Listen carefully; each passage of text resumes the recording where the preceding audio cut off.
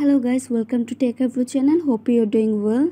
In this video I'm gonna show you how you can make a group chat on Snapchat. So guys, let's continue into Snapchat. After open this, now click on the chat icon in the bottom corner.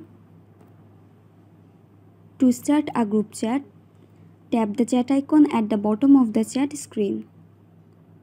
And now select your friend with whom you want to group chat. I will choose only 2 friends.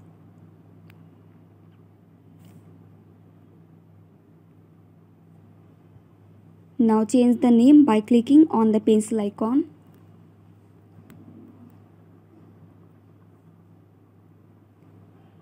Now tap on chat with group. Now send any message. And then that's it. That's how you can make a group chat on Snapchat. So guys, I hope this video was helpful to you. If it was, then please give a thumbs up and hit the subscribe button. And thanks for watching the video.